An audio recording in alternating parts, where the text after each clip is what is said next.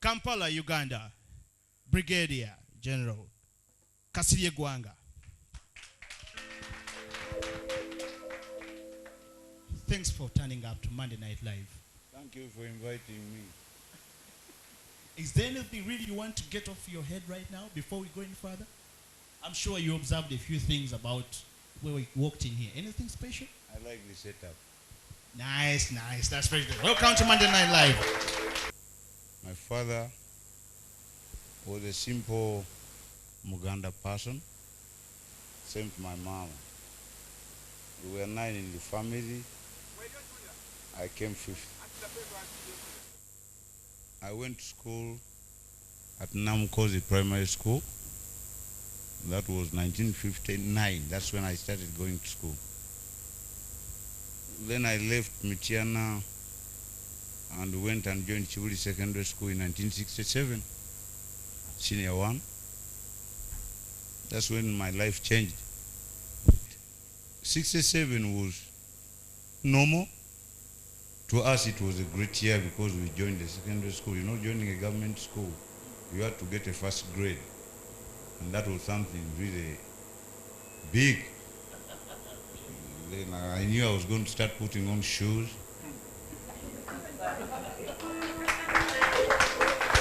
was going to sleep in bed sheets, get a towel, pajamas. You know, life changed. Life used to change for anyone who joined the government school at that time. So you had to really work hard to join the class. By that time, we could call it class. So, by the way, you forgive me for the word cantankerous because that is what this so-called biographer was trying to say about you. Sure. But really, a cantankerous person is an interesting person, controversial sometimes, but very interesting for the public to really understand. Yeah, I think I'm interesting, but of late I'm getting a little bit uninteresting.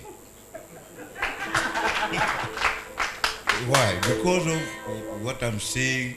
I like living with people who really think and behave like people, but now I'm seeing some funny stuff. That's why it's becoming a little bit, maybe I'll become cantankerous now.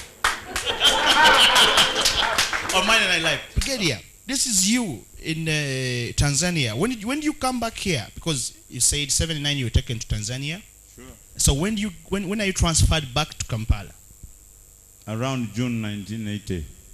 That is after or before the elections? Before the election, the former president, the late Binaisa, yes. is the one who initiated our prisoner exchange, yes. Yeah. Return. It was not a prisoner exchange because Uganda, they were not Tanzanian prisoners. Yeah, they had won the war. We were the prisoners. So they bring you back. So they had to bring us back to Uganda. Mm-hmm. Sure. Okay. So Kasirye Gwanga, now Staff Sergeant, is back in Kampala. Staff Sergeant, prisoner of war, man. But that was your last rank. So one thing I want to get straight. One thing I really want to get straight is did they remove the ranks from you while they took you to Tanzania, or they remained? Who cared by then? They just gave us uniforms, just prison uniform, prisoners of war, and those were bought by the Red Cross. In fact, I really want to thank the Red Cross. I never had a chance to thank the Red Cross. Please, the Red Cross is something you should always respect. Me, whenever I see a Red Cross box, I put in a coin. That is very emotional. That is deep. I can see that. Red Cross? What happened exactly? This is something. They looked us up. These guys had hidden us. Okay. When they came to Uganda, Mm-hmm. They took us deep inside and divided us into 3 groups. No trace. Bible. No trace. One group, my group went to Tanga. That's a coastal town in Tanzania, yes. Tanga. Okay. A lot of Swahili, these brown-skinned people. Mm-hmm. And then another group went to Tabora. That is central now. A little bit of. Another one went to Dodoma. So we are literally hidden. And the prisoners of war, generic. Prisoners of war were just nothing. I mean, soldiers. They used to kill people. They smeared us with a lot of stuff. You could not fight back. Of course, they are scapegoats and they are victims to everything.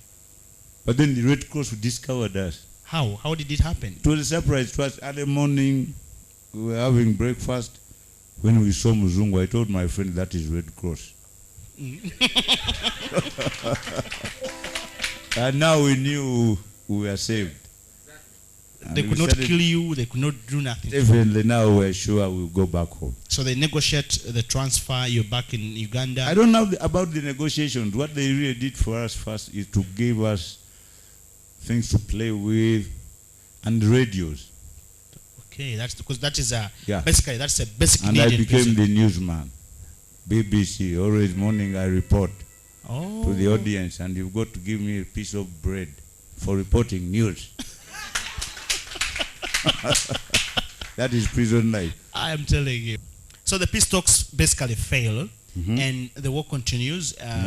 Museveni takes power Yeah. in 86. Yeah. Where is Kasirye Gwanga at this time? In the midst of everything. Is this the time you joined the NRA now? Were you part of the guys that came We here? captured this city together. All I was right. on the forefront. I was shooting my bombs. You're doing your job. Sure. Okay. Everybody, this is Brigadier. Brigadier, let's take a breather. How about another request? I mean, let's take back to those times. The 80s were really popular. I wanted this gentleman Kafero who died.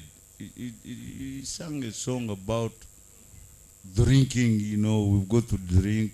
Mudoboze lyange mukama lyange mulira ndini. Dipo na zigala. Tunagufuka mu motoka. Bagala bakube ekibondo, linda bajja bakube ekibondo. What's that one? Kafero, the first Walumbe Zaya.